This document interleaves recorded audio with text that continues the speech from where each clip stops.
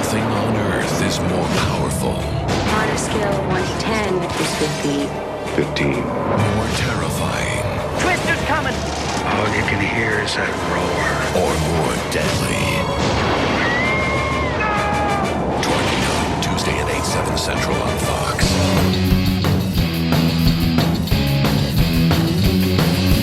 Junk food supper. Junk food supper. Junk food supper. Junk food supper. Junk food supper. junk food supper. Junk food supper. Junk food supper. Junk food Junk supper. food supper. Junk food supper. Junk food supper.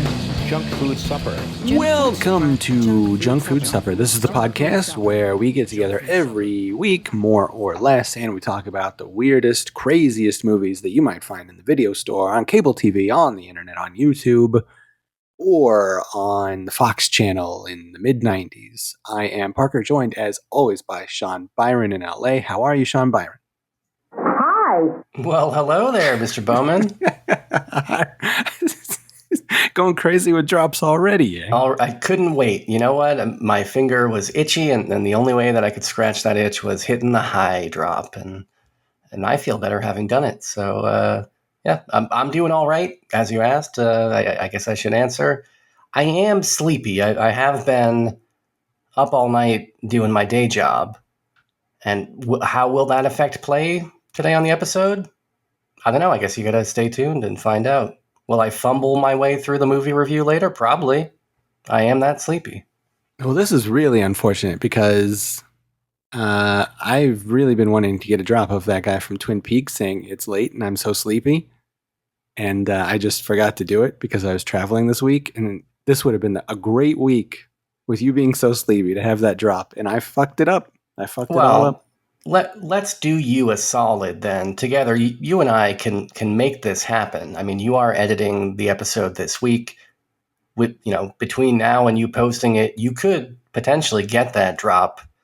You could potentially splice it in and cut out the part where you said you didn't have it. So what I'm going to do is I'm going to react as if you had just put that drop in. It's up to you whether or not it happens, but I'm going to pretend like you just put that drop in. Oh man, where'd you get that drop? I found it in Twin Peaks. Oh, I remember that show. We used to talk about that show.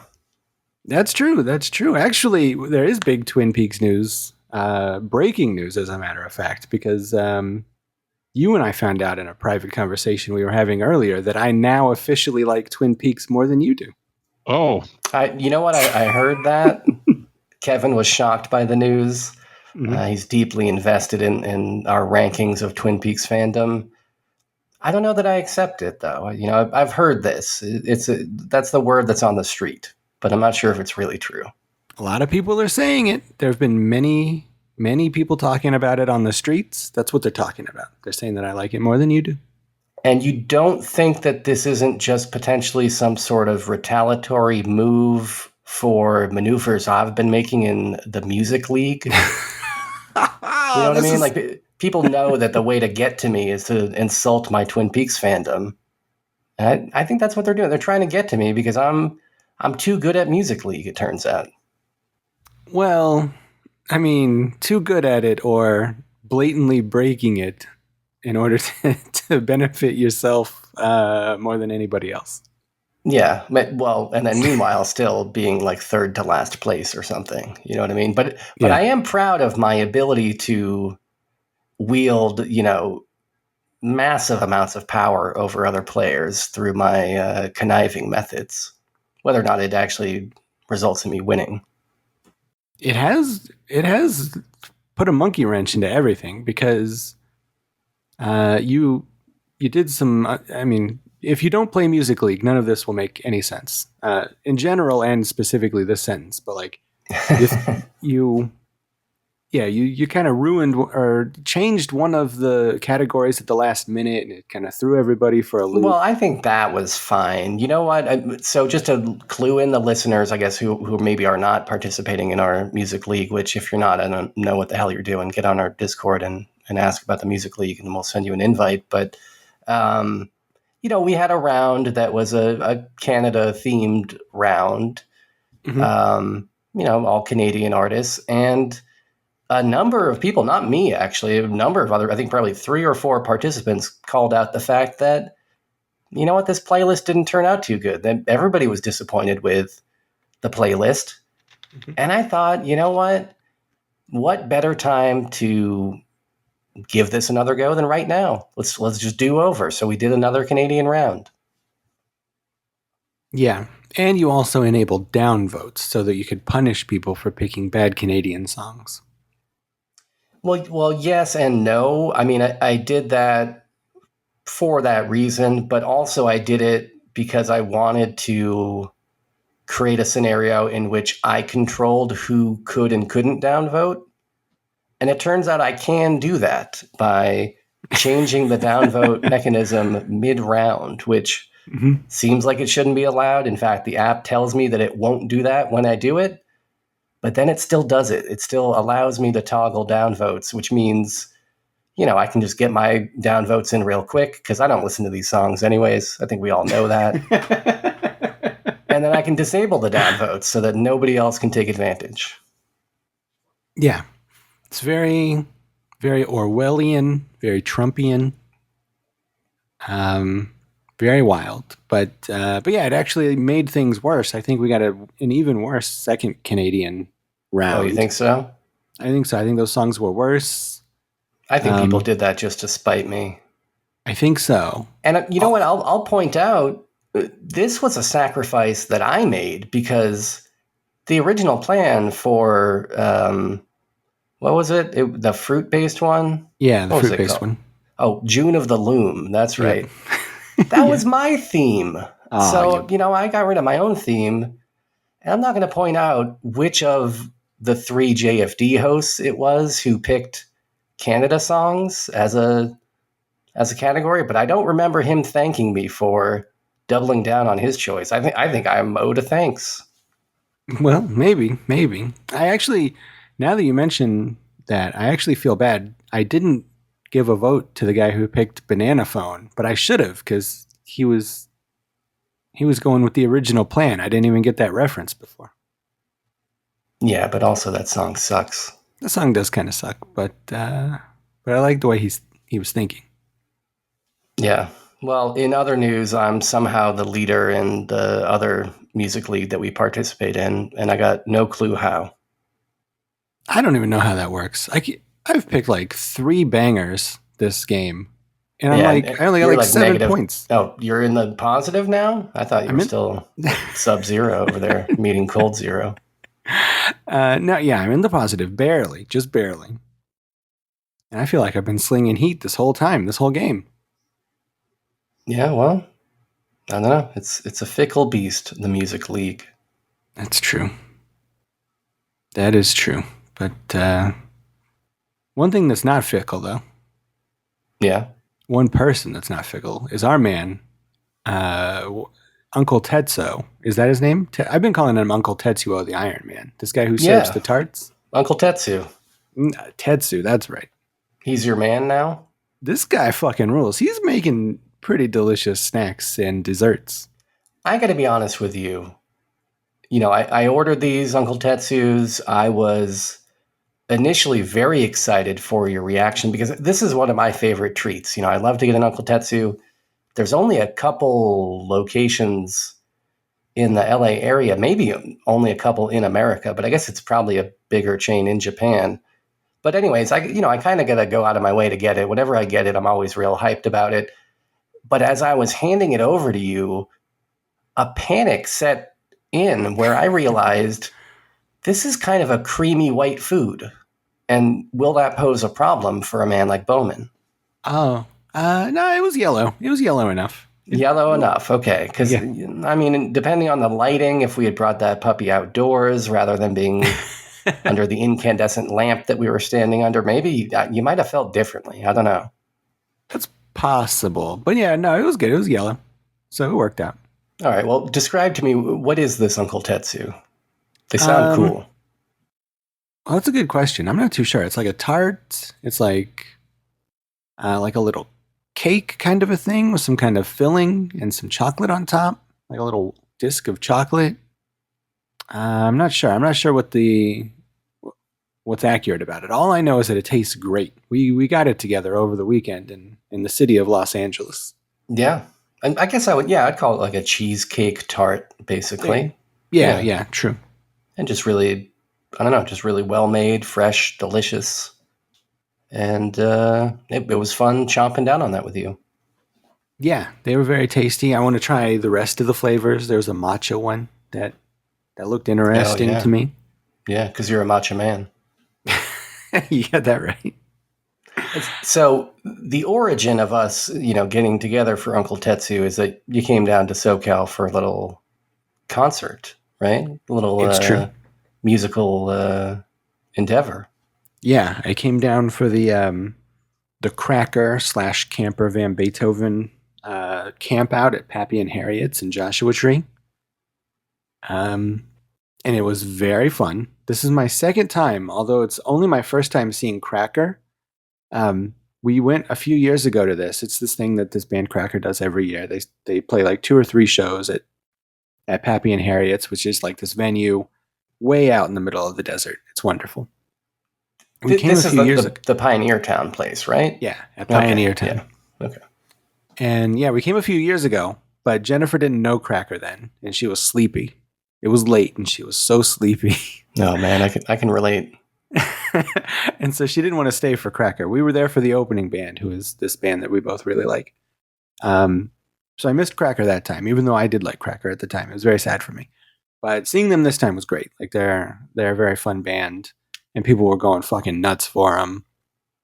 And it was very fun to see a band out in the middle of in the middle of the desert. It's like such a weird, cool venue. Like out in the back of the venue, there's like a little like old West town that I think they used to film movies and stuff.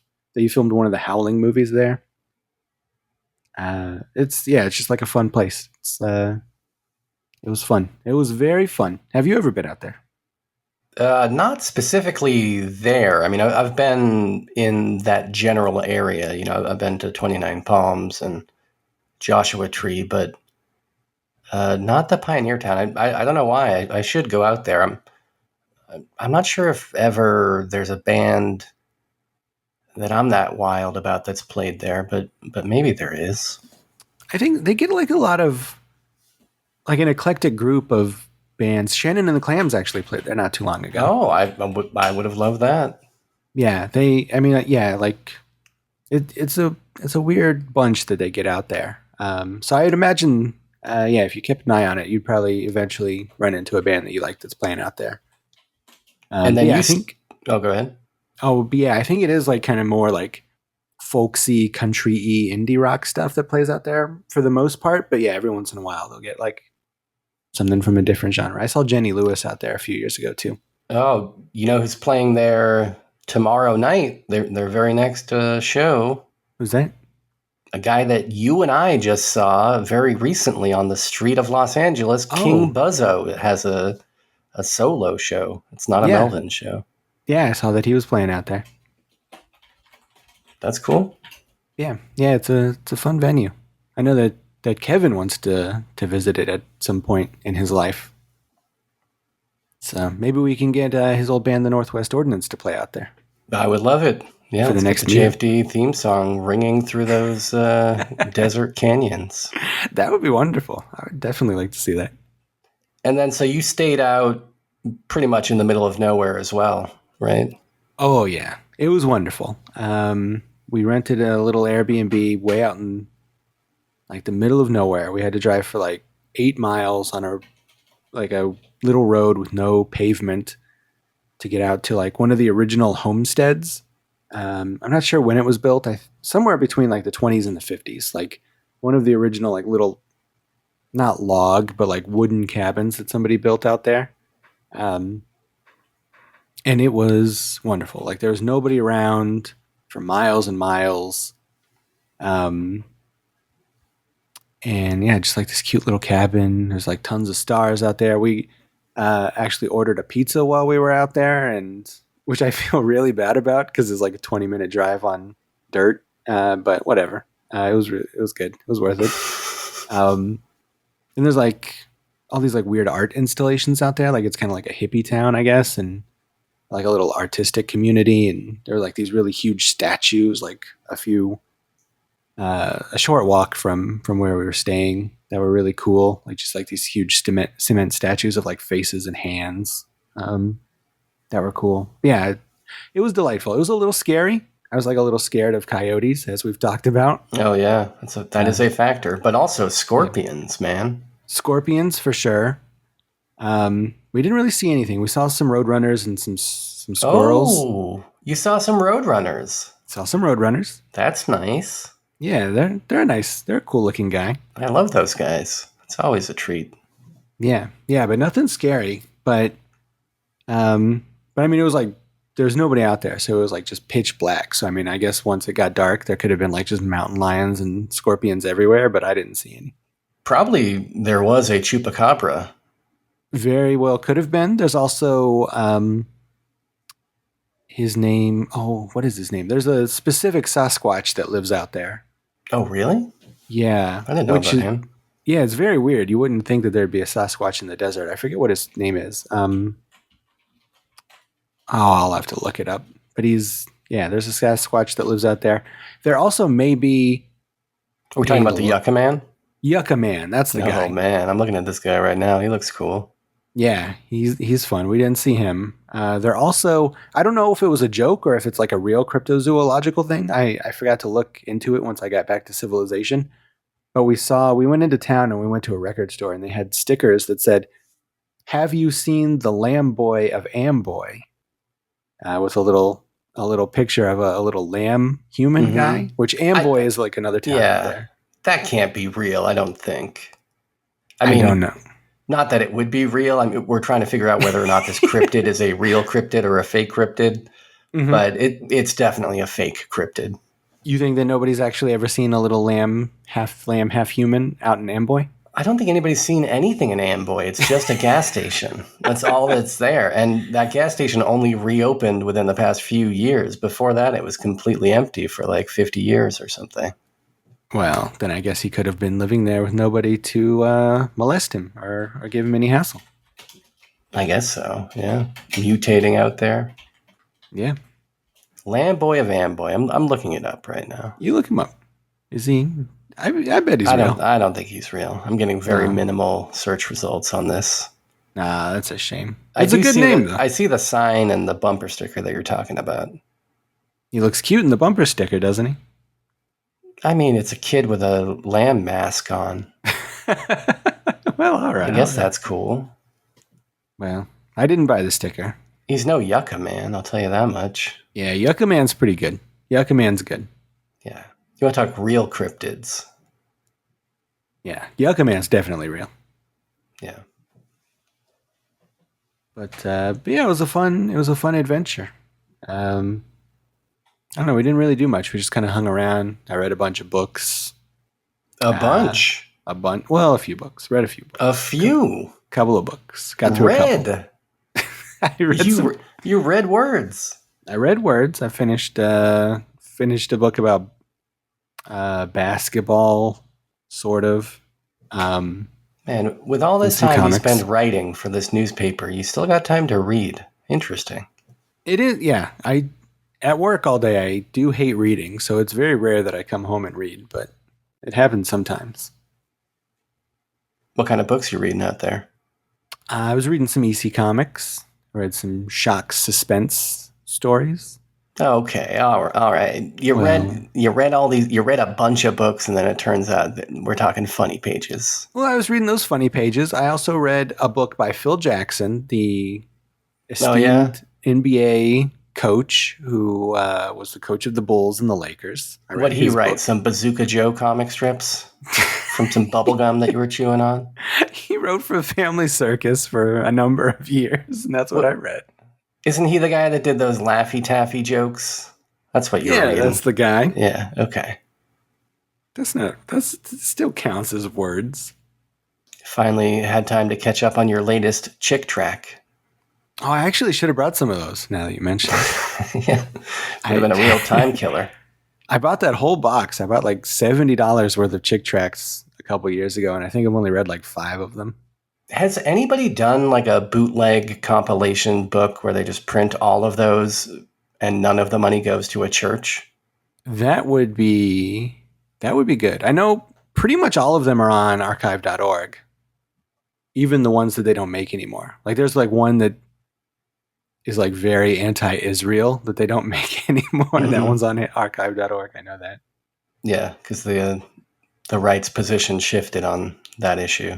Yeah, yeah. When they figured out, hey, we could use this country as a platform to wage war on others, Now we like Jews. Pretty much. Yeah. We see you, right? We know what you guys are doing over there. But yeah, somebody should make a bootleg. Because, I did wrestle with it when I bought all those. I was like, I really want these because they're fucking stupid. But also, I don't want these guys to have my money necessarily. I don't know, but whatever. What are they going to do with $60, Oh, you paid them for these? Yeah. You didn't just get these from some scumbag on eBay? No, nobody on eBay. They're marking them up on eBay. They're marking them so far up. So your money directly went to support like probably gay conversion therapy camps and things like this, right? Well, I also pay taxes, so I mean, that's much worse. Yeah, I what guess they're doing with that. That goes to so much more gay conversion therapy. And yet we still have all these gays. I'm starting to think it doesn't work. It might not work that well. No. They're going to need to come up with a better plan. I think so. They should just start grounding people. Yeah. Just go to your room until you're not gay. Yeah. Go think about those queer thoughts. And don't get horny. Yeah. Baba boom. So what about you? Did you do anything fun? Did you go see Deadpool and Wolverine? We went to an antique store. I mean, that's probably about as exciting as Deadpool Wolverine. This was kind of a follow-up on our plans to hit up the Rose Bowl flea market, which fell through, and we figured, well, we'll do the next best thing, which there's a antique store in Whittier that we had never been to before that bills itself as the largest antique store in California. And I got to say, I believe them. It was massive. We spent 3.5 hours going through the store. I feel like we saw probably 85% of it, but at a certain point it was like, I can't figure out which of these aisles we've been down and which we haven't. But really cool stuff in there, all kinds of stuff. We ended up walking away with a vinyl coin bank from like the 1970s that's like a clown wearing a umbrella hat. It's kind of cute. Yeah, that sounds charming. Yeah.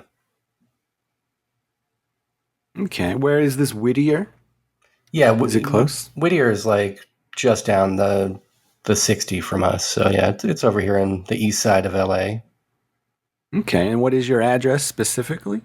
My address? Well, you can find me at the corners of None in Your Business. Try to trick you into doxing yourself. I'm Sleepy Bowman, but I'm not self-dox sleepy. Well, that sounds fun. I would go to that antique store. Sometimes I mess around with that kind of stuff. I'm not totally an antiquesman, but there's like a really good antique store in the town that I work in that I go into sometimes. And sometimes they have old issues of Cracked and Mad Magazine. No, That's mostly what I like. Yeah. You can sometimes find a stack of old Playboys. That's exciting. True. Yeah, that can be a little thrill for you. I found a stack of old Playboys at that record store I went to in Joshua Tree. Oh. How many did you walk away with, and how many of those qualify as, being of the bunch of books that you read? I also read some of Chuck Klosterman's Downtown Owl, which is a real book. Some of it. You read the insert, the little cover flap. No. I got through like half of it. And then I read some of Studs Terkel's The Good War, which is a very good... That's not a real name. That's a real guy. I was reading stuff out there. Level with me, Bowman. Studs Terkel. Studs Terkel, totally real man. You think I'm going to believe this? No, he's totally real. It's fucking absurd.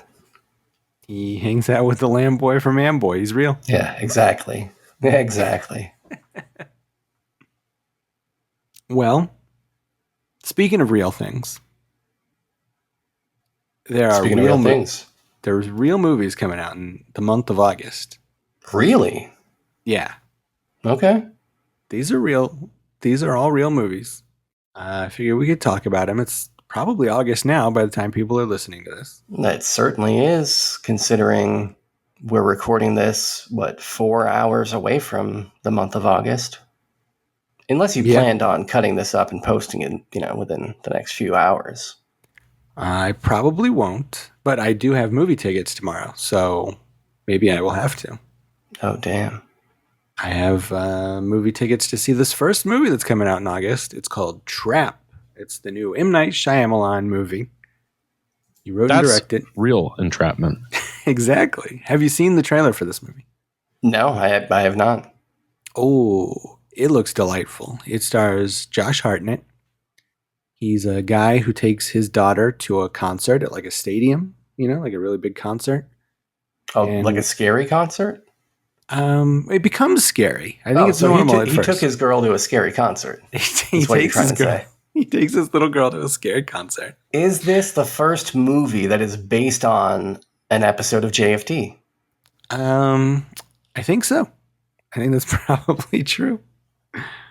And then, while he's there, like the cops surround the stadium and he's like, oh my God, what? He asks the guy working at the stadium, he's like, what the fuck is happening? And the guy's like, oh, they're here to catch like this very notorious serial killer. And it turns out that serial killer is Josh Hartnett. And that's all in the trailer, so that's not spoilers, obviously. But a very intriguing, schlocky, Hitchcockian sort of a plot. What if that was not in the trailer and you just knew that and you just spoiled the movie for me? I don't know. I feel like now I have to watch the trailer to verify that what you told me is not a spoiler. I didn't want to watch this trailer. That's all in the trailer. You're going to have to see the trailer. But I do kind of wonder at what point in the movie they reveal that. Because if they reveal that at like the 45-minute mark, I'm going to be pretty upset. I mean, presumably you got to set up, their fandom for, whatever artist they're going to see at this concert. That's going to take a few minutes. They're going to drive to the concert, find parking. It could be, it could be an easy 40 minutes before this whole serial killer thing is even set up. It's possible. I guess only time will tell. But I'm excited for it. I like that Shyamalan. I think he's been doing good work lately. Good work? Like what? He did Knock at the Cabin. Old? Old was okay. It was a big swing. It's a very bold movie. I didn't care for it too much though. But Knock at the Cabin's very good. The Glass movie, the Split movie, The Visit. He's been on a roll lately.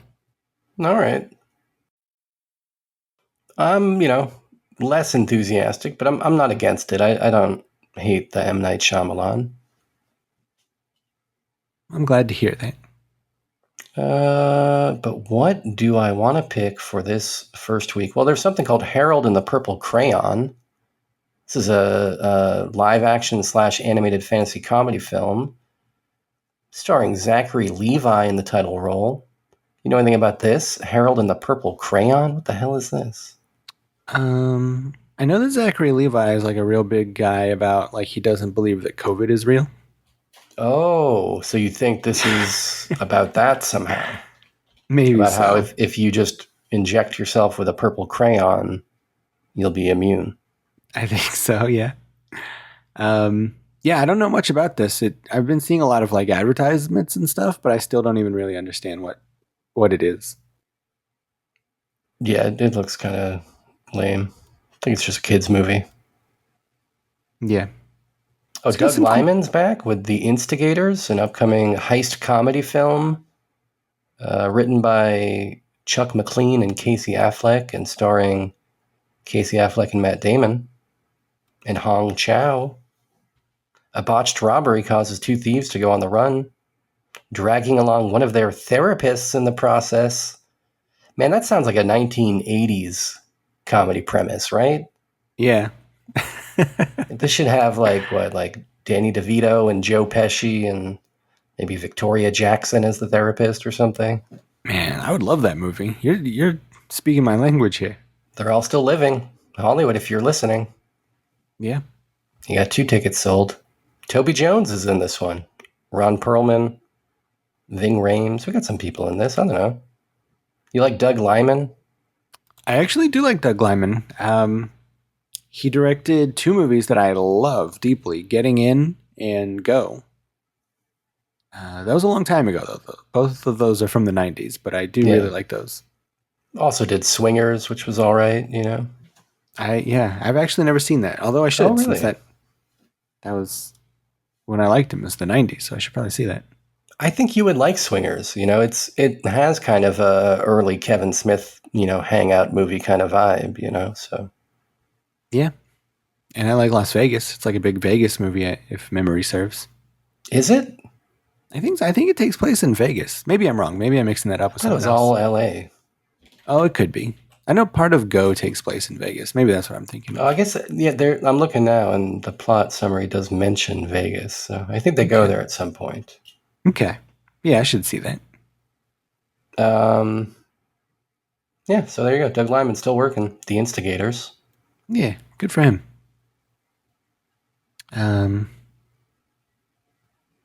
Oh, and Chiwetel Ejiofor has a directorial debut. Rob Peace, an upcoming biopic, it sounds like.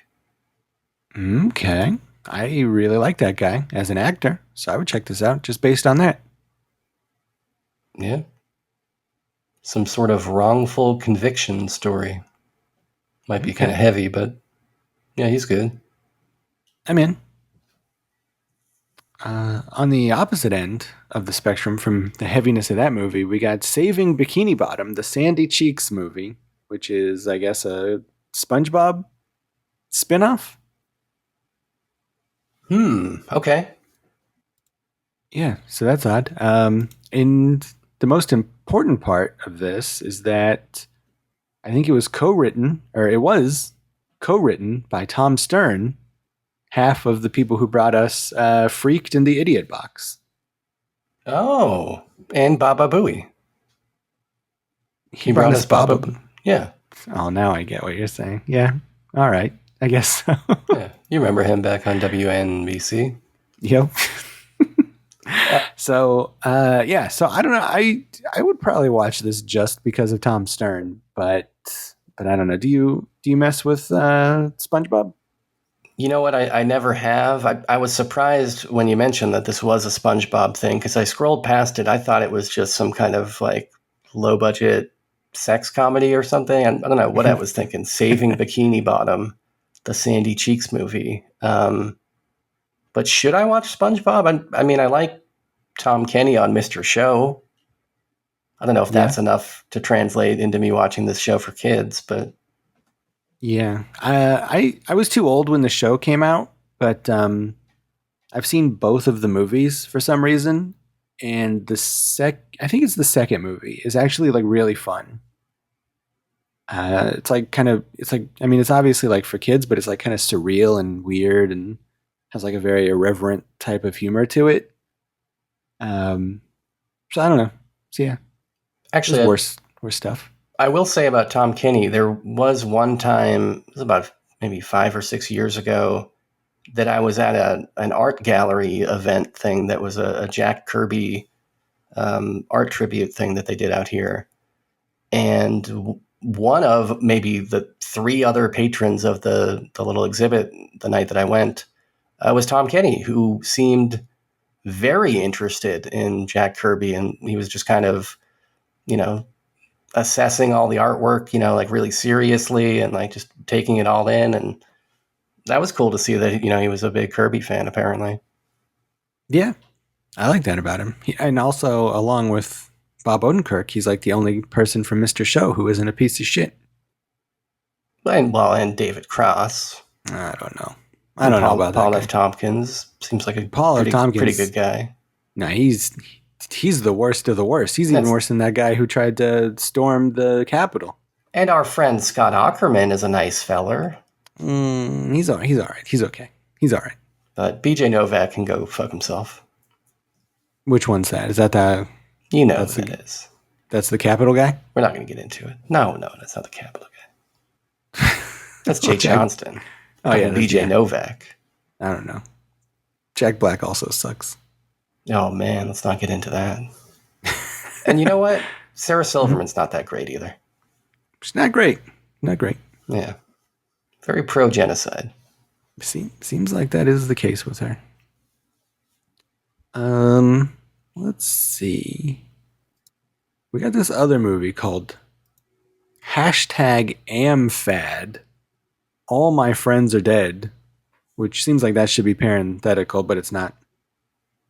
This is a horror movie starring Jojo Siwa, the person that the internet hates the most in the world right now, I think, or at least likes goofing on them the most. Come on, man. First Studs Terkel, now Jojo C. Just give me real names. Come on, Jojo Siwa is real. Yeah, and I'm sure he's gone on a magical adventure or something, right? But also this is directed by Marcus Dunstan, who brought us things like... Wait, Jojo's not a man? No, Jojo's a lady. Oh, my goodness. I might have to, hold on, wait. Okay, yeah, she's a lady. I had to check the pronouns. You know how it is with these young kids. You got to check the pronouns first. But Marcus Dunstan brought us things like The Collector, Piranha 3 Double D, some of the Saw movies, some of the Feast movies.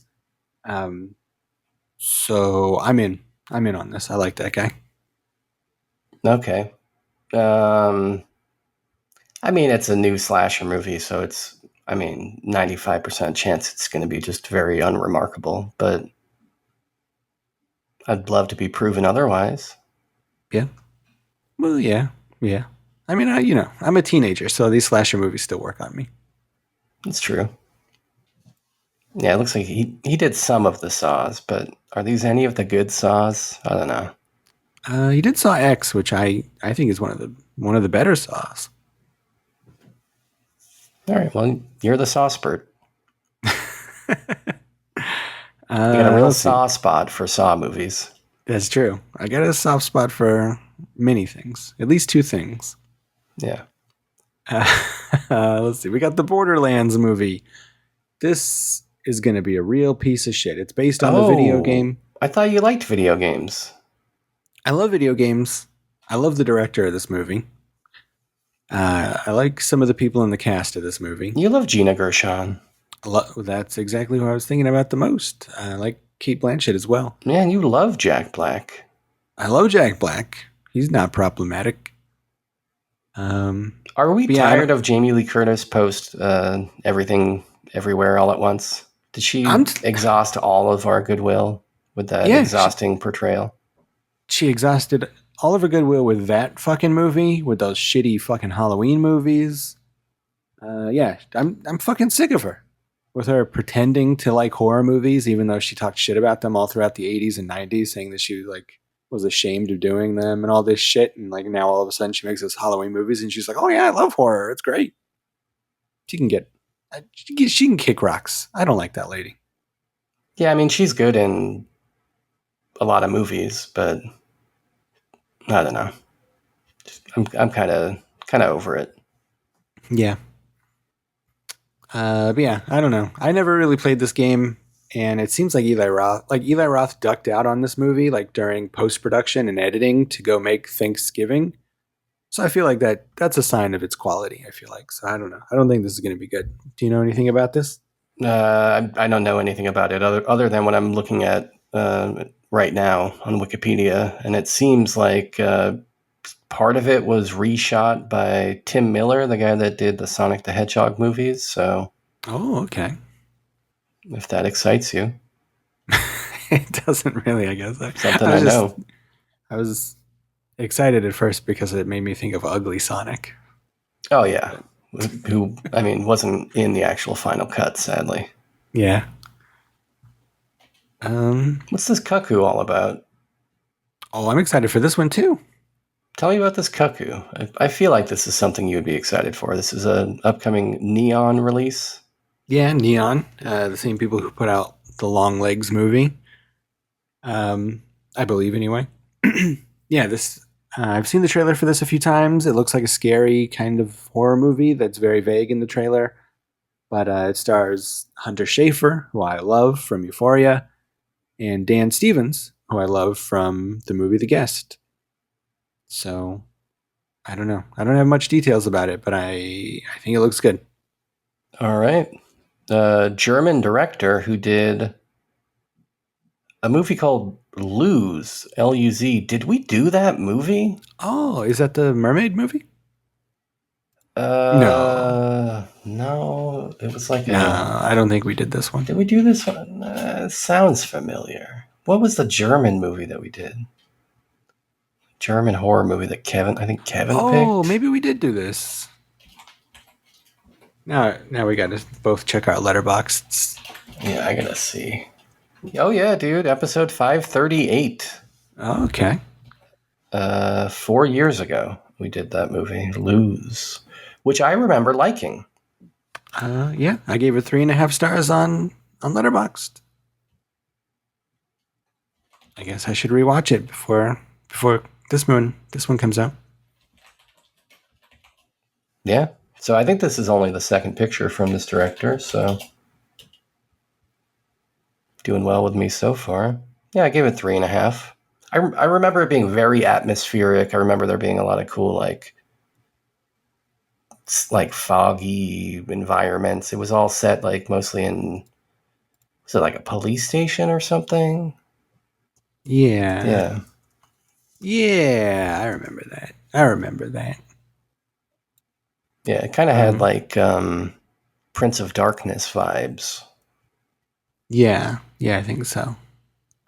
So that excites me because that seemed like a movie that was probably made very cheaply. It was like mostly one location, mostly like just a couple actors, and it seems like now maybe this dude's got a budget to work with through Neon. Yeah. Speaking of horror movies, we got another one called Duchess. This is the story about a tough, working-class, petty criminal. I guess maybe this isn't a horror movie. Who morphs into an anti-heroine to be reckoned with in a murky underworld. Blah, blah, blah, blah, blah. This is written and directed by Neil Marshall, a guy who at one point was probably one of my favorite up-and-coming writer-directors and then fell off pretty hard, but I'm always eager to see him turn it around. He did The Descent and Dog Soldiers and Doomsday. Yeah. But, which how are do you feel about this? All fun movies. I think The Descent is really one of the most terrifying horror movies I've ever seen. Even on rewatch now, it is still very effective. So yeah, I'm always rooting for the guy. Seems like a cool guy. Seems like a real genre fan type of guy. So I don't know too much about this. If it looks intriguing, I could definitely be persuaded. Yeah, I don't know if it'll come out near me or not, but if it does, I'm in.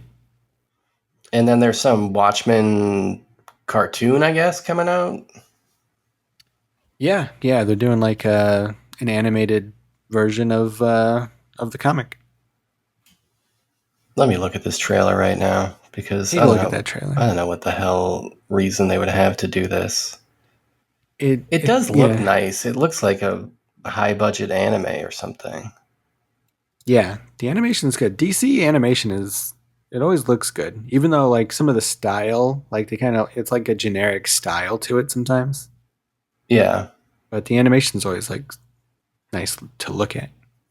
And is it just going to be the same story that we got in the 12 issues of the comic, or? I believe so, yeah.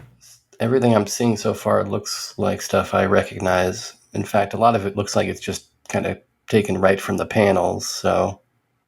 Yeah, this is part 1 of, I believe, 2. So yeah, this will probably be like the first 6 issues or whatever. I mean, the only reason I would want this to exist is so that Dave Gibbons can theoretically get a big payday, and I hope that he did, but other than that... I would imagine he would. Yeah, I mean, I don't know. I'll watch this. I mean, it's bound to be better than that motion comic version that they did a couple years ago. Well, really though, it seems like it's just going to be about the same. And I didn't hate that motion comic thing because it was like kind of upfront about what it was, and like, it was just like a DVD extra, right? And that's fine. But if they expect people to, I don't know, is this going to be playing in theaters or? I imagine it might. Sometimes some of these do. Yeah, I don't know. It seems like they Yeah. spent a lot of money when they could have just re-released the comic with like a fancy new hardcover, and I probably would have bought that. Oh yeah. Or give me the cast is kind give me of my cool. dream, which is the 1-to-1 scale original art size edition. You know what I mean? Yeah, that would be good. I'd even take it in black and white if that's what I had to do. Yeah, there's some good Anyways. people in the cast though. Jeffrey Combs is in there. Adrienne Barbeau is in there. Yeah, they got some people. Phil Lamar, you all like Phil Lamar. Hell yeah, we do. It's a real voice actor for you. Let's see what else we got coming out. I Paul guess that Feig. leads us. Paul Feig's got Jackpot, starring Aquafina and John Cena. Oh, I like John Cena. Sometimes I like Aquafina. I don't know what this is. Some kind of robbery comedy, it looks like. Maybe, I don't know. There's no plot description, but it's going to come out via Amazon. Yeah, I'll check that out. Sean Looks like William maybe- Scott is in it. Oh, I like that guy.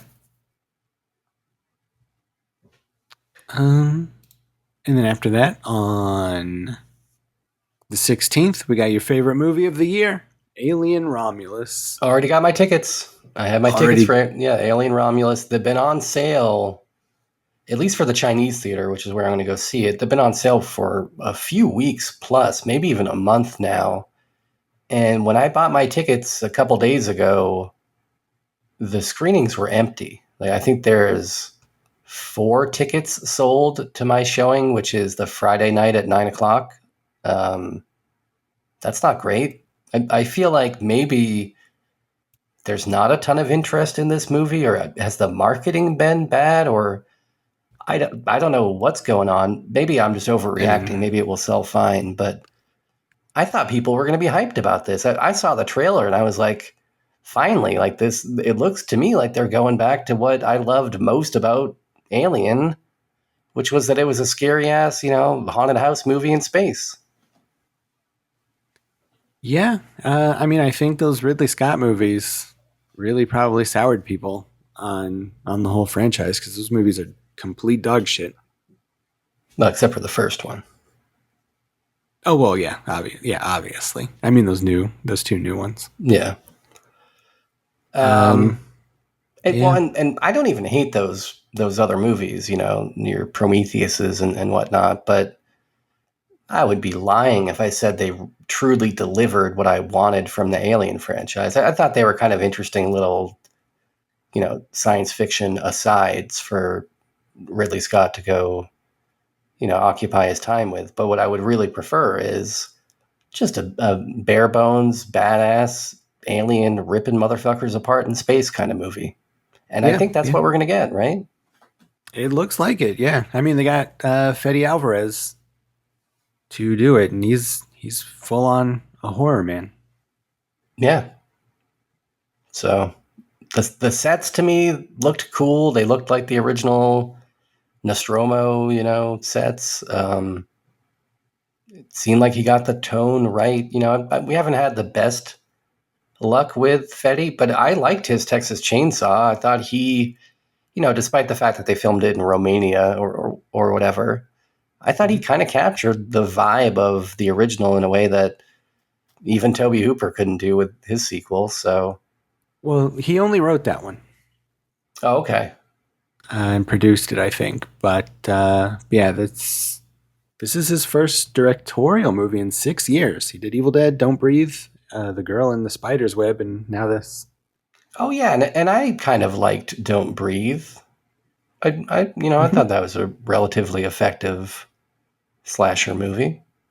Yeah, the story was pretty whack, but I think that the scares and the atmosphere from that movie is exactly what you would want in an Alien movie. I would think. Yeah.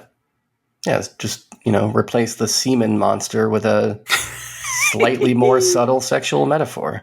Yeah, exactly. Let's see what else is there. Seems like I don't know if that might be the only thing of note that week. Yeah, At least to me. I think so. Then down here on the 21st, we got The Crow, directed by Rupert Sanders, who previously directed Snow White and the Huntsman and the Ghost in the Shell live action. What? Did you see that Ghost in the Shell? I saw the trailer, and that was more than enough. Yeah, it was pretty bad. Pretty bad. Yeah, this... Talk about adapting something for no good reason. I mean, that, as an anime, was perfect, and then, Jesus Christ. I don't know what they were thinking. It was pretty bad. I like The Crow, so I will probably see this, but I imagine it will be probably the worst Crow movie. How many of those Crows have you seen? Because I think I've seen the second one. I'm pretty sure I've seen that second one, but I can't remember jack shit about it. I believe there's 4, and I've seen all 4. Damn, dude. You are a Crowsman. I am a Crowsman. I think the 4th one is pretty bad, but it's also like super weird, and Dennis Hopper's in it, so I've been wanting to do it on one of these, a junk food supper or a junk food dinner for like many, many years. So maybe we'll do that at some point. But yeah, I don't know. Like, it's just like guy comes back from the dead to get revenge. Like, boom, you sold me. I'll see that no matter how many times they make it. Yeah, even if it is a little bit goth. Especially with it being goth. Okay. I don't know. I saw this trailer, actually, and I don't like the look of this Pennywise guy doing his goth makeover.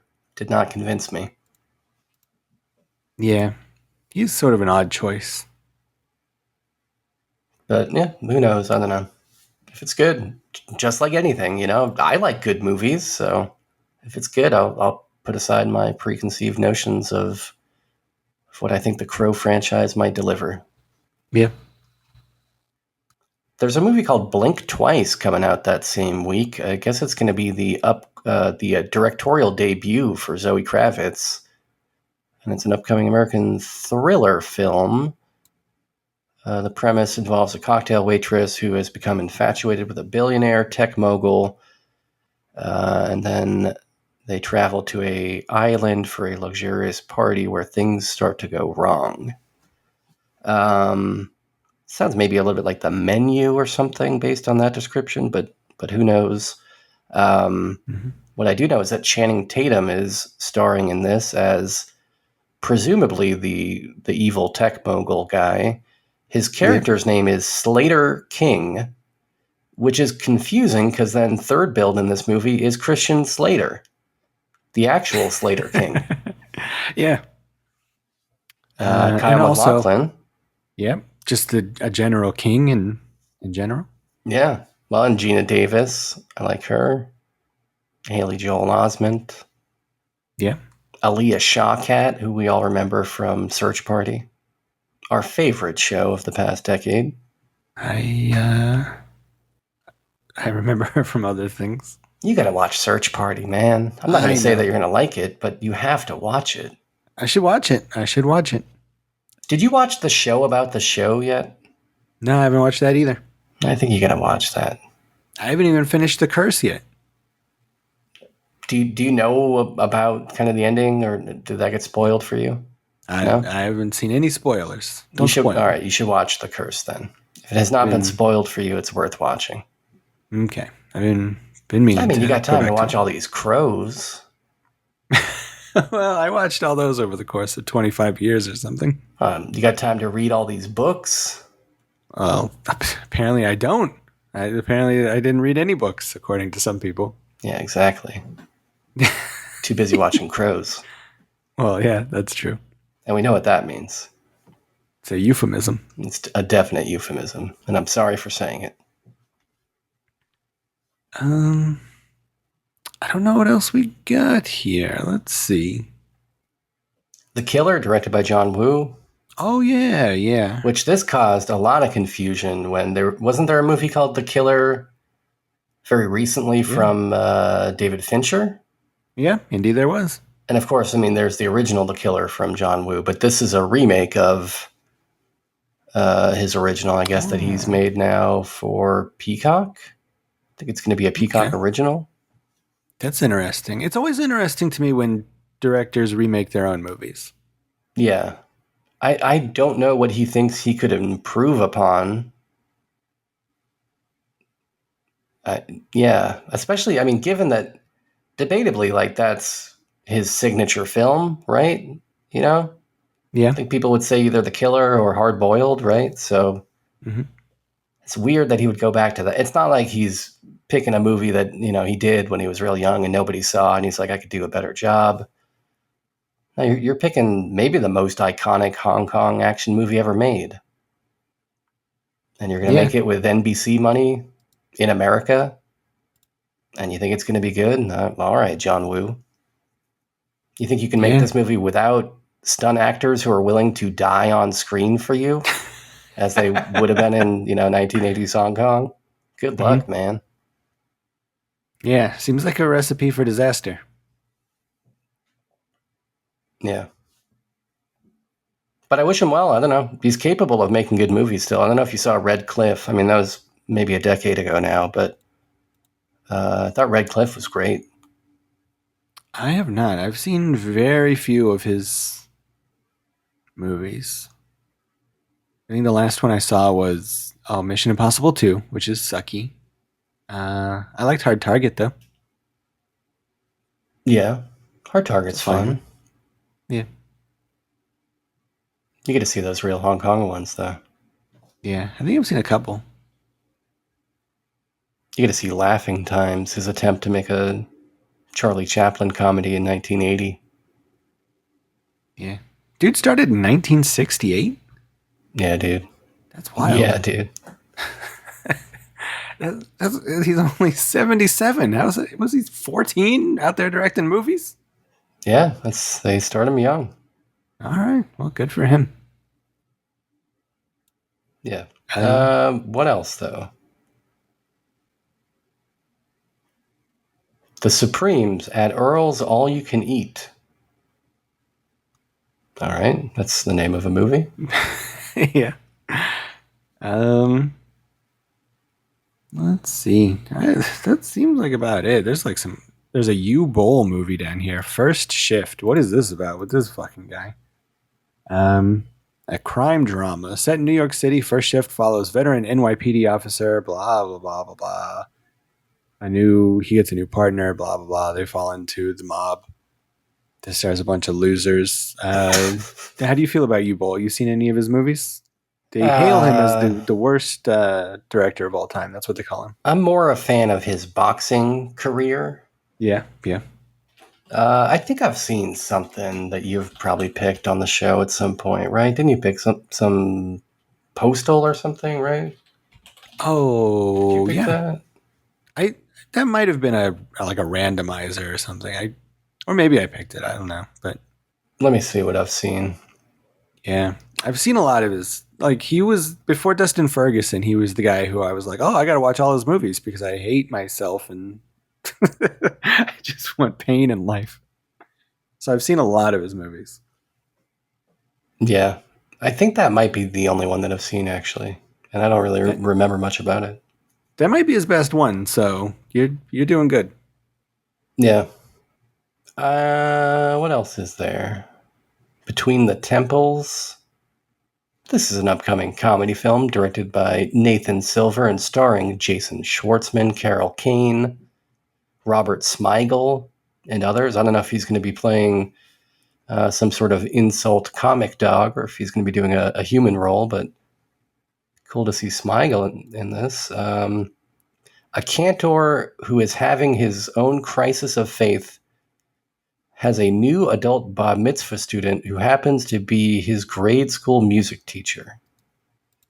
I mean, given that I don't know what a cantor is, maybe this is not a movie for me, but I love Jason Schwartzman, and I love Carol Kane.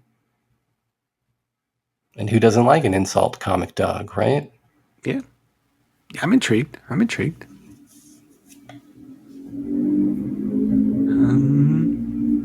There's one last one that seems interesting to me. It's called Strange Darling. It is a horror thriller it's a cat and mouse thriller described as a dramatization of the last known months of a serial killer. And it stars a bunch of people that I really like. Kyle Gallner from Dinner in America, Giovanni Ribisi, and Willa Fitzgerald, who was on the Scream TV show, and Ed Begley Jr. So I'm intrigued by this. I don't know anything about it, though. I haven't seen the trailer, but just based on those people, I'm in. All right, yeah, I like the poster. Yeah, it's a good poster. Yeah, stylish kind of poster. Let's see what this director's done before. Nothing that I know of.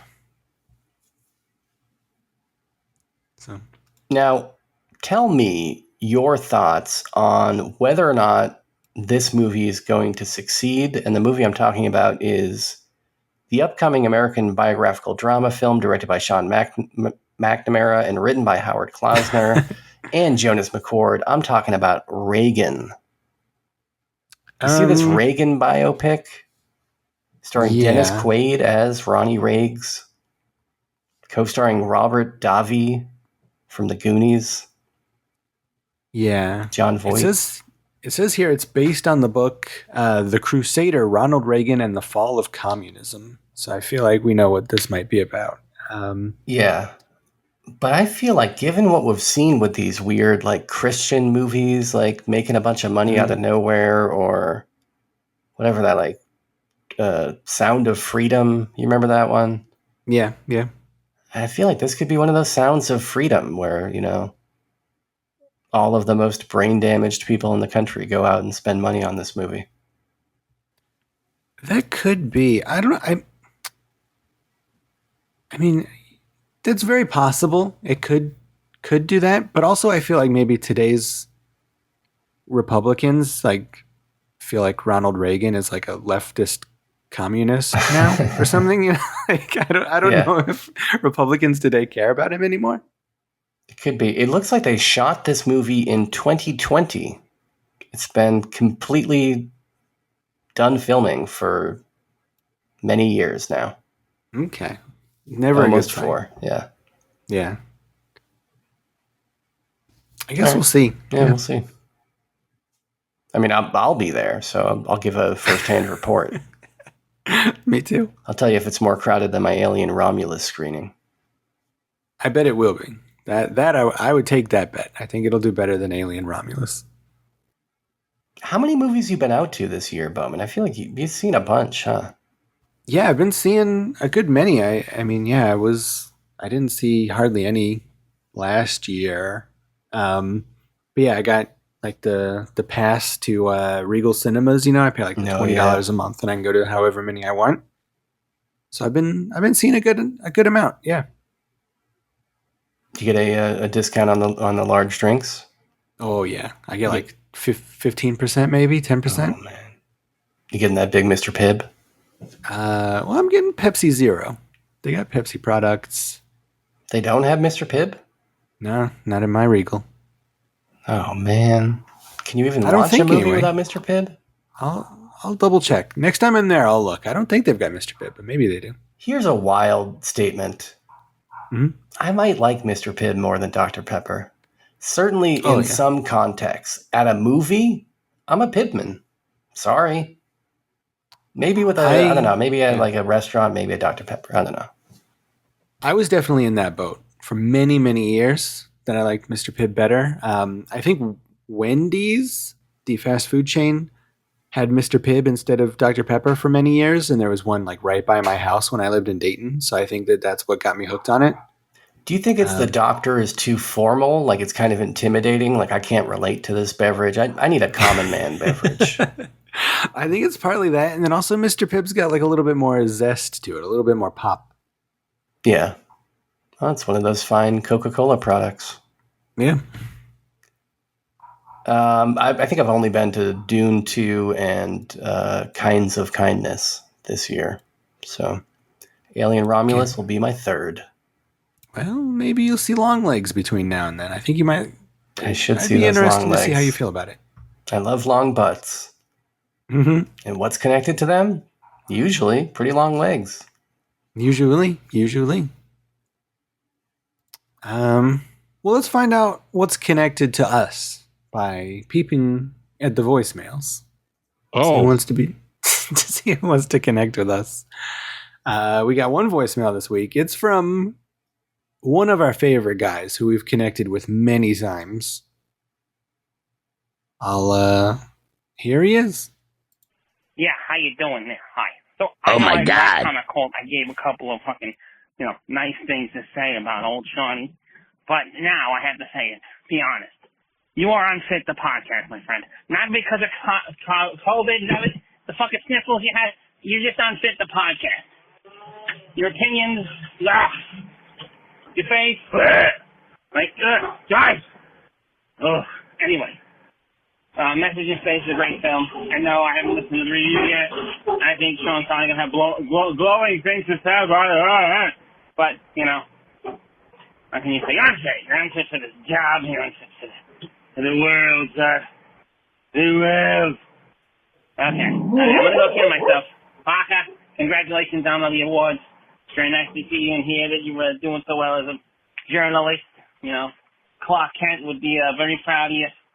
Okay, I'm going to kill myself. All right, goodbye. Hang this thing up. Hang it up. Thank you, Wayne, for the nice words. I appreciate it. Oh, that was Wayne. That's Wayne. Okay. Yeah. I know of Wayne. I You know about remember that Wayne. guy. Yeah, I think I remember that guy. I've heard You've of met Wayne. him.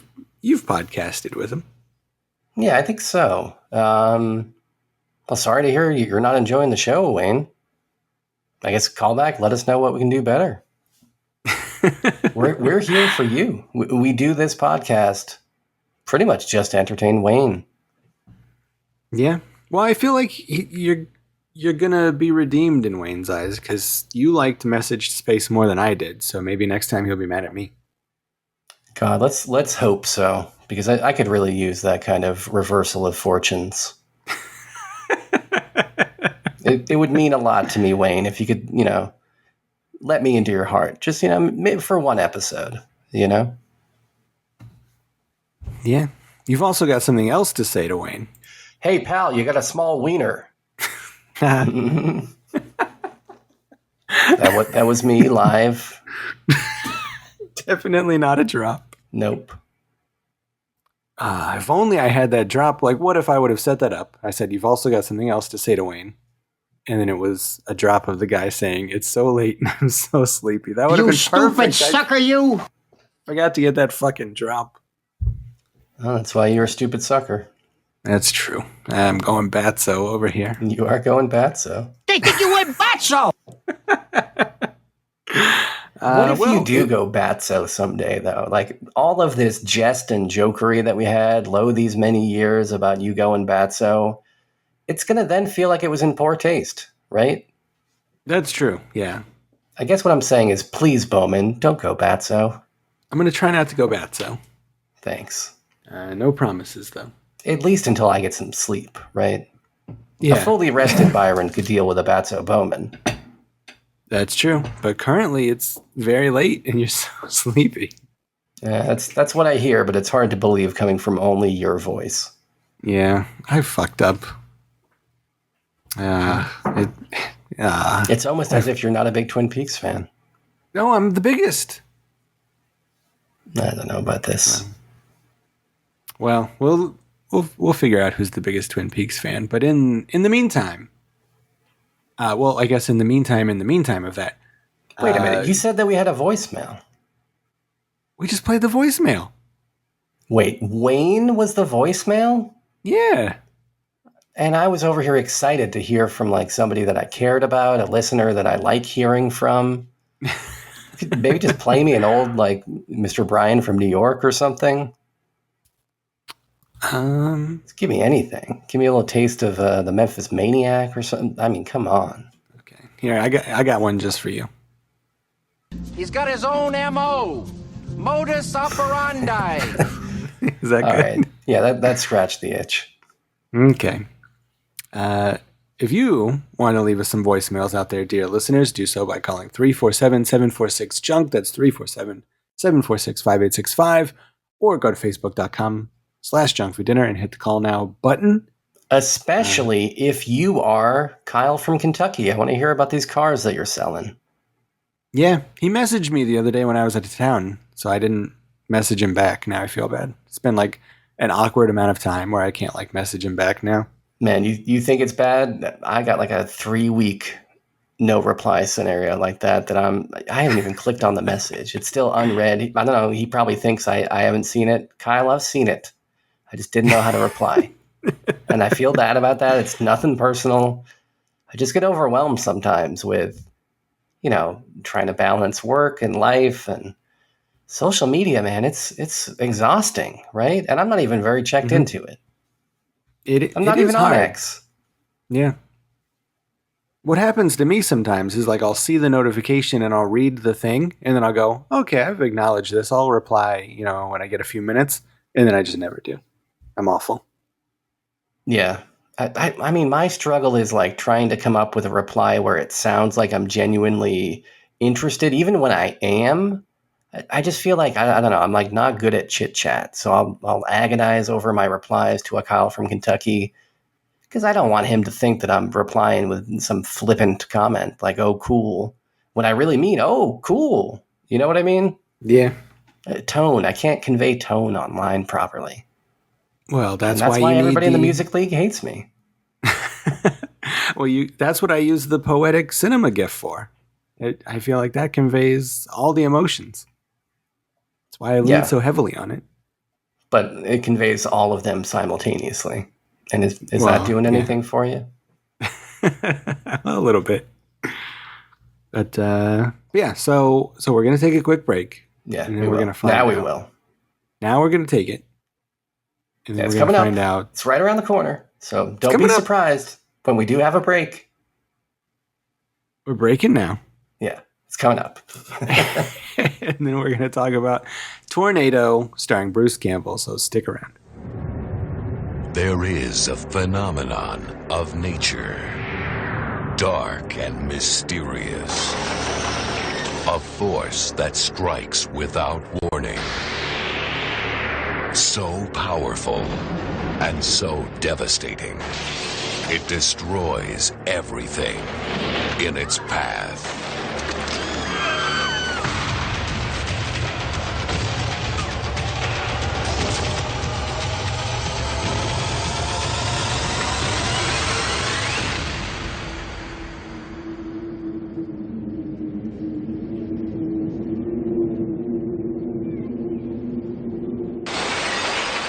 Welcome back to Junk Food Supper. The movie this evening is Tornado! From 1996. This is directed by Noel Nosek. He seems like an interesting guy. I haven't seen too much of his stuff, or maybe any of it except for this movie. But he seems like he started out doing like government documentaries. Like he did Focus on Heroin and Focus on LSD Psychedelics. Which I think are like those sort of like government scare documentaries.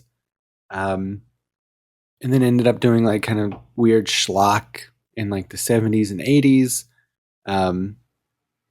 Doing movies like Summer Fantasy and let's see what else. That Ladies of Las Vegas movie that I think he did early on. Oh, yeah. Kind of Vegas caper movie or something. Yeah, it's like a Vegas like heist movie. It's on one of these like 120 cult movie DVD discs, like box sets that Mill Creek put out. So I have that one. I know I have that one. I haven't seen it yet. And yeah, like he did just stuff like that. And then it seems like from the 80s and 90s, he kind of pushed into doing sort of like those like TV movies that were like real topical, like scandal of the week type TV movies. Yeah. Looks like he did a lot of them. Yeah, yeah. So like a movie starring Jennifer Jason Leigh, it looks like, called The First Time from 1982. And his most popular movie on Letterboxd is No One Would Tell from 1996, a TV movie that I've been wanting to see for a long time, where Fred Savage is like an abusive college boyfriend to Candace Cameron. And like I think there's like date rape involved, and it's like very salacious.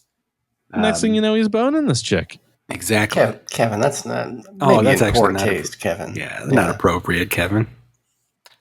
Sally Jesse Raphael is in it.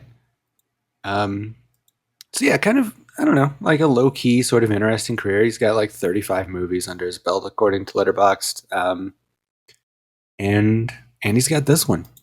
Let me ask you about this title with this exclamation point at the end. Did that indicate to you that this might be like a comedy or a parody of disaster movies with that exclamation point right there at the end? That certainly would seem like the case. Like that seems like the kind of thing that a comedy would do, and not like something that's trying to be, exciting and thrilling. So Does yeah, Airplane have an exclamation? Like, what is the example? There's one that I'm thinking of. Maybe is it Airplane? I think so. Well, I think the reference here is the musical Oklahoma, which has an exclamation point. Oh, okay. All right. Yeah, this taking place in North Texas. I guess that kind of works. Yeah, I think, the only connection there is just geography. Like they couldn't be more tonally or explicitly different, like characters rarely break out into song in this movie. Yeah. So I think that's what the reference is. But yeah, so not a lot of movies that had the exclamation point, but this one does it. This came out in 1996. It aired on Fox. I think it aired shortly before Twister came out. But 3 days before. Yeah. But I'm sure that the filming time was a tenth of what Twister's was. So it. Yeah, they shot it 3 days before Twister came out. They shot it 3 days before Twister came out? That's my little joke. Oh, okay. This is what I'm talking about with tone and me, and I don't know how to convey emotions properly like a human. Well, sometimes with TV, you never know. I mean, I'm not putting anything by these TV guys. I mean, we certainly we're going to talk about it, but actually, thinking about it, you could shoot this in 3 days. There's nothing in this that would take more than 3 days to shoot, I don't think. Yeah, exactly. I mean, if people are shooting an episode of Twin Peaks or an episode of Star Trek The Next Generation in like 10 days or whatever like a normal TV schedule is, then yeah, you could shoot this in 2 weeks, I would say. So yeah, I feel like somebody learned that Twister was coming out, somebody saw the trailer and then put this into production real quick. Yeah, that's a common tactic, these mockbusters, it's a time-tested thing. This is neither the first nor last time that was done. In fact, I think it was done famously with the Journey to the Center of the Earth films, which, now there's a series I've been thinking we should maybe get into someday. I'd be interested to check out one of those. Yeah, at least one, Yeah. It might set us on our own journey. Well, it could. In this movie, there's an accountant played by Shannon Sturgis, who's like a soap opera actor. I think she was on Days of Our Lives. She's pretty like familiar. Like I've never really like seen Days of Our Lives or anything, but like I know her just from like being kind of around in the 90s. Vava Voom. Vava Voom for sure. But yeah, if you were alive in the 90s, you probably have seen her face and then wondered where you know her from. Good fucking actress. Mm-hmm. She comes to evaluate a tornado research project, and the scientists in charge of the project. And those scientists are Ernie Hudson from Ghostbusters, and Bruce and Campbell. Twin Peaks. Oh yeah, and Twin Peaks for 15 seconds. And Bruce Campbell, Junk Food Dinner Hall of Famer. Bruce Campbell, I would say. And his father, L.Q. Jones, who is also perhaps a Junk Food Dinner Hall of Famer because he was in A Boy and His Dog, and he's one of Mark Fredo's favorite actors. Wait, so. L.Q. Jones is Bruce Campbell's father? In the movie, he plays his father. I see. He was also in Bulletproof, which is the movie where Gary Busey calls people a butthorn. I thought you were trying to call Ash a Nepo baby. No. In the movie, I think he plays a guy named, I don't know, he's like a cowboy type of a guy. Old Tex or something. Yeah, Old Tex. So she comes and she is, checking out their project. They're doing research. The movie starts out with like a very grim title card that tells you that global warming is here and it's only going to get worse. And for me in 1996, they knew what they were talking about, I guess. Yeah, a message that still hasn't been heard by more than half the country, it seems like. Probably less people are into the message now than in 96. Yeah. This is probably a time when that was just considered to be a scientific statement and not a political statement. Yeah, for sure. And so we get that they are in the town of Byron, Texas for a lot of this movie, which is fun because Bruce Campbell holds up an issue of the Byron Times, which I liked a lot. Yeah, I mean, I would have preferred a copy of Word Up magazine. Well, that would have, then they would have been doing Wizard of Oz homages, because then that's a surefire clue that they're sleeping and that this is all a dream if you're holding the Word Up magazine. It could be that, or it could just be that, they didn't have any on hand. I'm sure it was in the script originally. I have confidence that this was a Word Up magazine-based film originally. I think you're probably right. So mostly they hang around, they talk about science. There's a really cool scene at a bar.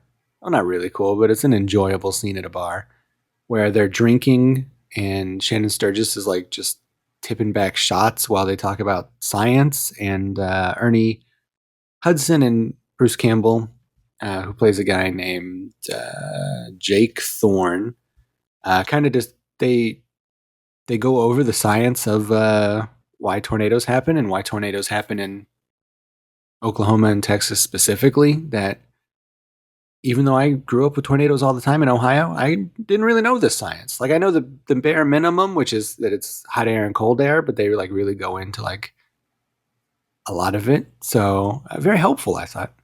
Now, I hate to burst your bubble on this, Bowman, and I'm no expert either, but I'm not sure if you really want tornado ! From 1996 to be your personal source of truth for any matter scientific. Well, I mean, it's a like real like science 101, meteorology like 101. Like, they just really explain that the cold, dry air from Canada and the warm, wet air from Mexico meet, and it causes our tornadoes. Like, they're not really going too far into it, but I think the science. You're sure that this is not some political message? Maybe a call for border controls or something like this that is being tied into this. Well, that very well could be. Yeah. The warm, wet air from Mexico is doing all the rapes. That's what Donald Trump told me. I did notice that at one point Bruce Campbell mentions that Ronald Reagan conquered communism, and I thought that was a weird aside. I agree, especially because he was looking right in the camera. Yeah. Let's see. Yeah, it's like I think this movie is very pleasant at the beginning. I think Bruce Campbell has good chemistry with the lady. Obviously, he's like the best actor in the world. Pleasant, it's like except for that grim opening. Yeah, well, true. Yeah, that part's scary, but he's enjoyable in this. There's some twists and turns where they're like trying to do science and it doesn't quite work, and there's some melodrama involved in that. Would you say it's a whirlwind of a plot? I would say so. I mean, if there's twists and turns, we might as well go all the way to whirlwind. I think you're probably right. There's a really great scene. I think this movie peaks. It's like probably a little bit more than halfway through it, where there's like one block, like one suburban block, and it's the busiest fucking street I've ever seen. There are like dozens and dozens of people on this suburban block when a tornado comes through. Yeah, you got a lemonade stand in the background. You got those guys walking around with the big plate of glass across the street. They know that's going to be a problem, right? Yeah, there's like a marching band shows up. Yeah, there's a kid on a skateboard. There's a kid rollerblading. There's a kid on a big wheel. Like all kinds of like weird things to throw in the path of this tornado. You got 15 clowns popping out of a Volkswagen. Well, yeah, especially those guys. Yeah. And yeah, I think the scene, I thought it was very fun. I mean, it's like obviously all practical effects and they're just like blowing fans at these people and they're like running through, like trying not to get hit by debris. And there's especially one guy that I liked a great deal. Like he's like an adult guy and he runs through and he saves a child who's like on a big wheel or something like that and picks him up. But as soon as he picks them up while he's running, he immediately trips over something and just eats shit on the asphalt of the road and falls on the kid. And then it just like immediately cuts away. So I have to imagine that was accidental and they just kept the cut or kept the shot because it fucking ruled. Did you notice that guy? I did not notice that guy, but I'll have to go back and look for that. I'll send you the timestamp because it's the best part of the movie. But I like that part a lot. And then they go into more science stuff after that. And then there's another big tornado finale at the end where they're doing science during the tornado. But I don't know. This is my first time seeing this. I've always wanted to see it. I like made-for-TV movies. I like the quaintness of them and the kind of like earnestness of them. And I like Bruce Campbell most of all. So I've been wanting to see this. It's not a great movie. I think it's fine. I mean, especially now, like I just saw Twisters the other day, and that movie is like I liked that movie, but it's just like $100 million of CGI tornadoes on screen, you know. And I like the quaintness of this, and just the fact that it's all done in a very low key, sort of quick, old timey way is fun to see. And Bruce Campbell's always good, so I had a little bit of fun watching this. I can imagine if other people wouldn't, but I liked it. What do you think about it?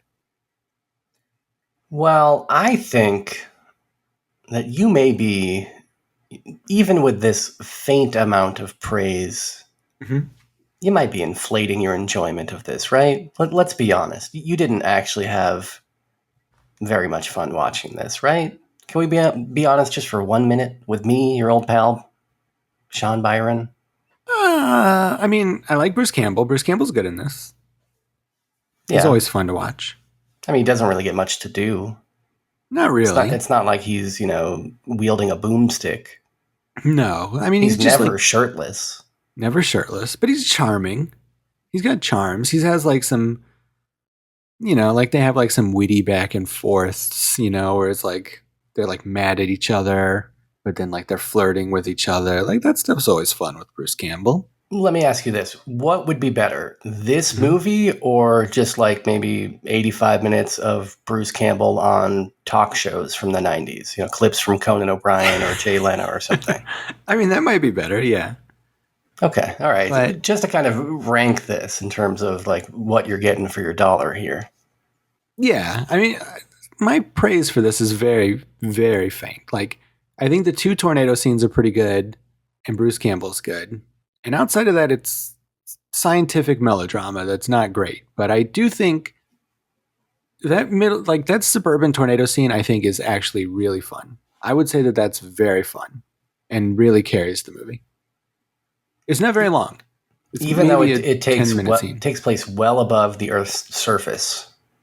Even though these tornadoes at no point travel down through a volcano into the Earth's core. No, they don't do that kind of stuff. All right. Well, yeah, I had never seen this. I think I had maybe heard of it before at some point, looking at Bruce Campbell's filmography, but never took the time to sit down and watch it because honestly, I feel like as much as I do love Bruce Campbell in the Sam Raimi movies and also in Bubba Hotep, outside of those, I feel like 9 times out of 10, if I am watching a Bruce Campbell thing, I'm walking away pretty disappointed. I don't know. He's had a tendency to pick some real stinkers, which is unfortunate because I do like the guy. So I didn't have very high hopes for this coming in. And then I thought what you described as a grim opening scene was just kind of hokey, and maybe it's from seeing trailers for the new Twisters movie that's, in theaters now or something. But it just seemed like slightly goofy, but also like not goofy enough that it was going to be like fun goofy. It was just like, okay, here's a relatively low budget tornado situation with very unconvincing actors. Yeah. Well, I mean, that's like part of the charm of a lot of these made-for-TV movies is the melodrama to me. So, yeah, which if you're into, there's plenty of that in this because that opening scene, while it was kind of dumb, I was like, all right, I can watch some dumb tornado action, but then you don't really get much. It really is just kind of that opening bit, which is only 30 seconds or something. It's very short, and then you get one tornado in the middle of this movie that they don't even really show you. They cut to a goddamn commercial break as soon as the tornado starts, and then they cut back in the aftermath, which that's a pretty fucked up maneuver. And then you get the one at the end that is all just kind of blinking lights and wind sound effects. I thought I was watching a David Lynch movie for a second. Maybe that's why you like this so much, is that David Lynch finale where it's just listening to the sounds and looking at the flashing lights. Because outside of that, this movie really is just mostly boring people talking in a boring way about boring Weather Channel stuff. And unfortunately, that does not excite me too much. I did want to go over the MPAA notes for this movie that are on IMDb, because as you know, this movie is rated PG for some perilous weather sequences and mild language. And then they've got these, various categories where they highlight some of the more insane moments in this movie. Under the sex and nudity category, Jake and Sam make love in the barn. Not graphic, though. It says not graphic, so that does happen. I guess that is slightly titillating.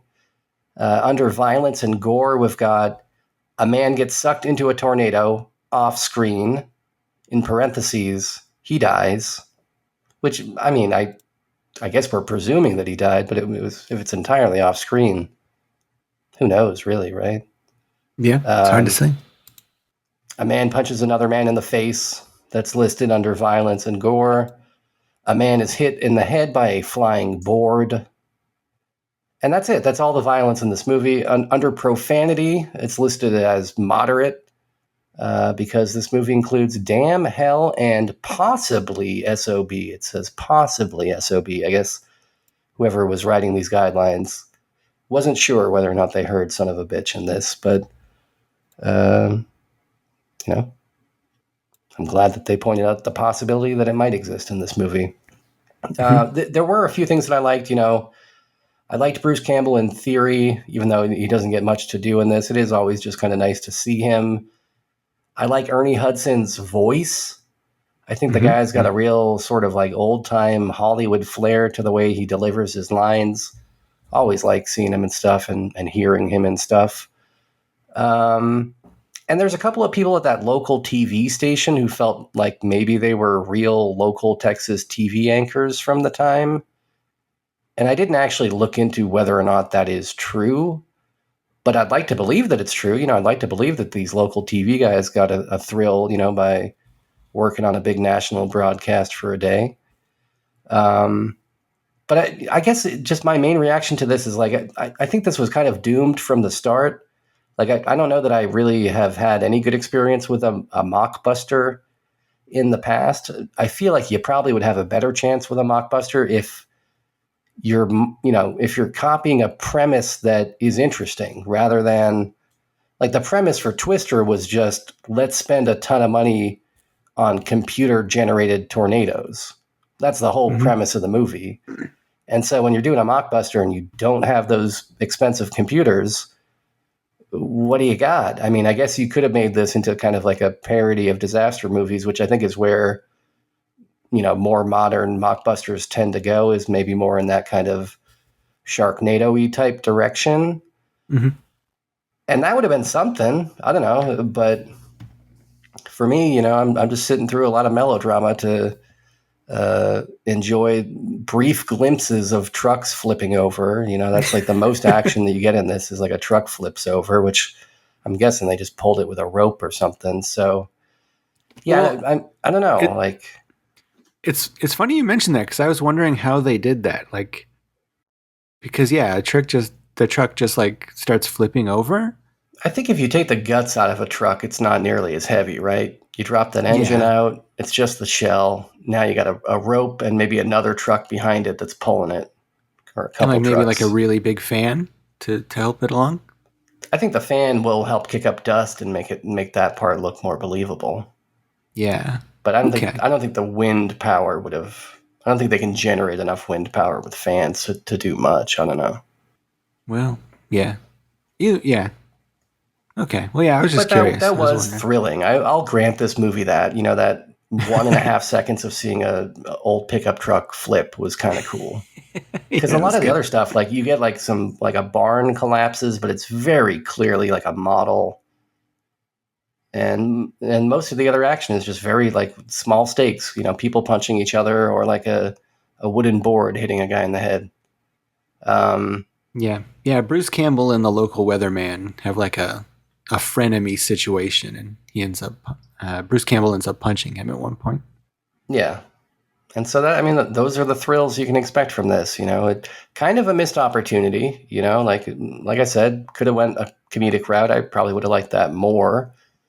But instead, we just kind of got like a version of Twister for people who couldn't afford a matinee ticket in 1996. Mm-hmm. I did see an interesting bit of trivia on IMDb as well. I don't know if you saw this, but it says the house used in the film is the same homestead used in the original Texas Chainsaw Massacre. And I saw that. I don't know about that. I was looking... and not for too long, just kind of briefly, like right before the show. So maybe I'm wrong on this. But I was looking at photos and comparing, the original Chainsaw House and footage from this movie. They didn't seem to match. They're very similar, but like the porch is on the opposite side of the house. It's got 2 windows instead of 3 windows on the second floor. But they do look very similar. I think it is like the same area.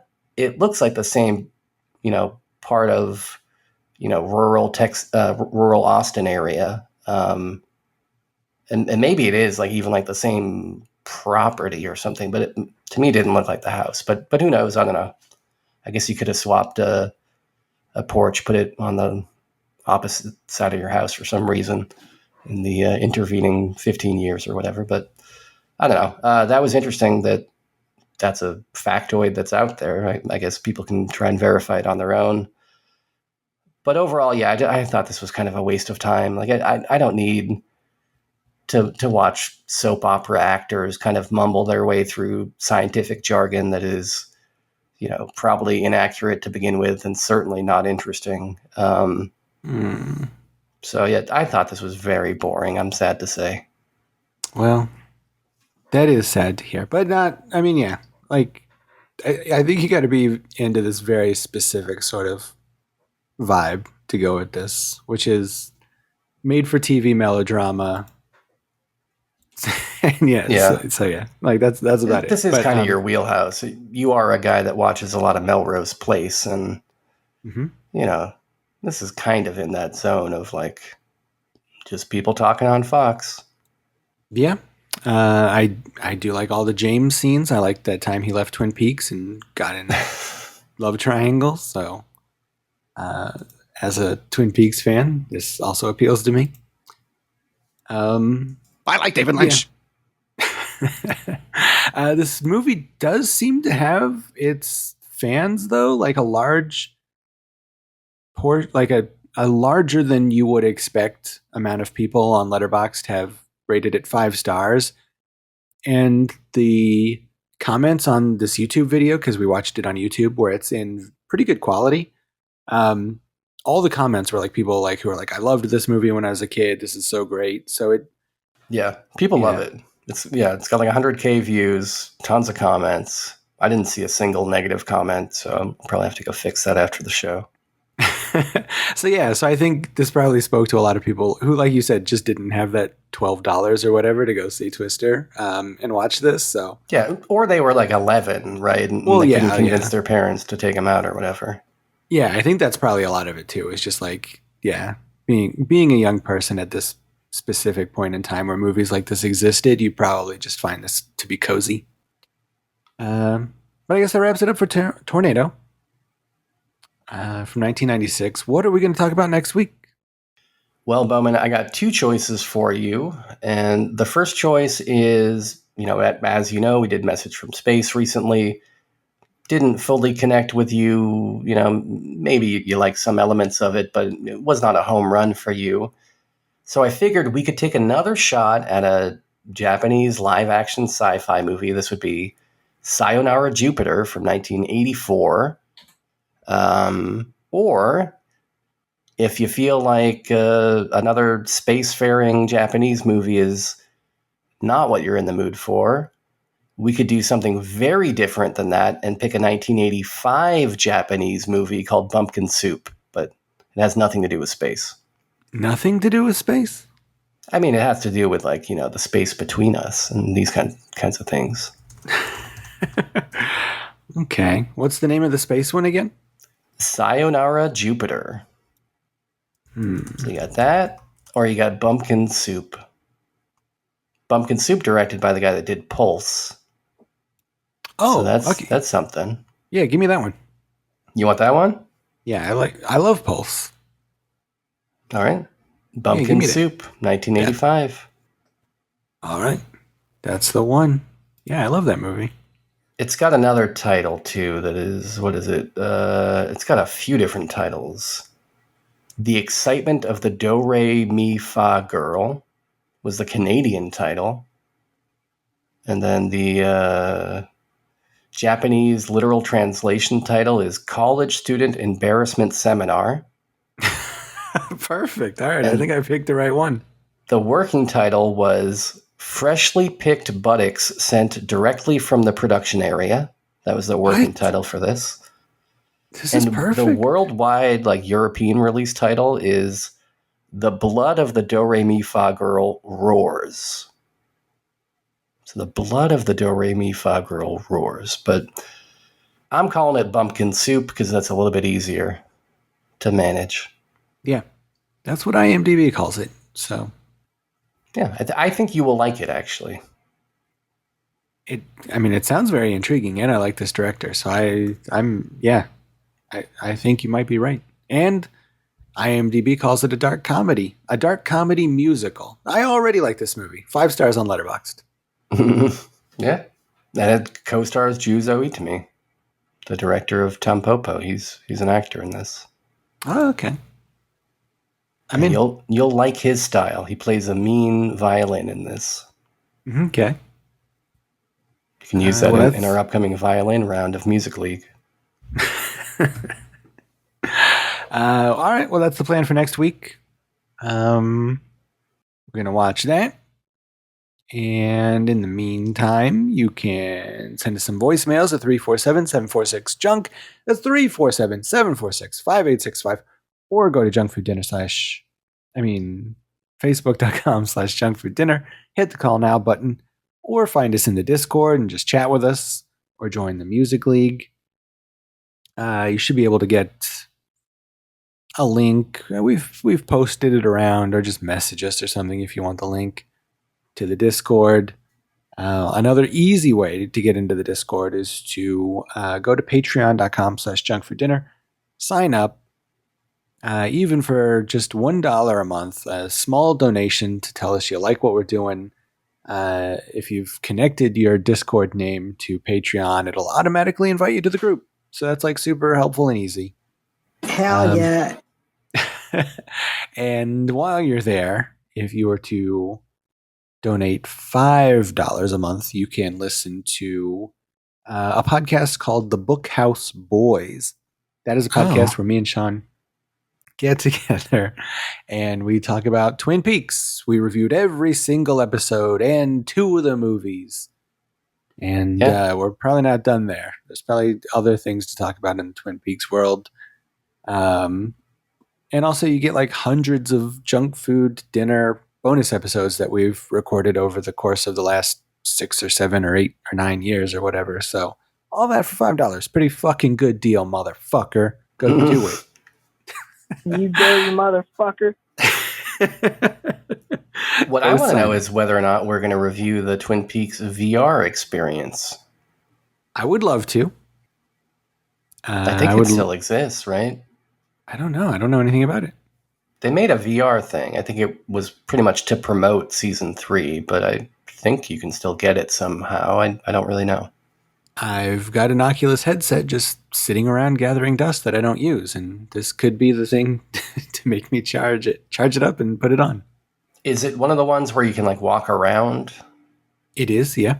Okay, yeah. Then I think that's what you need.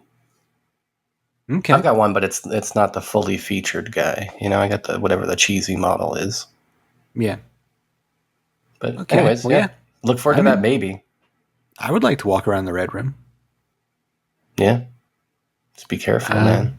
I run into the arm. Man, I like that guy. I like him as a tree. Spoiler alert. Anyway, go find all that stuff.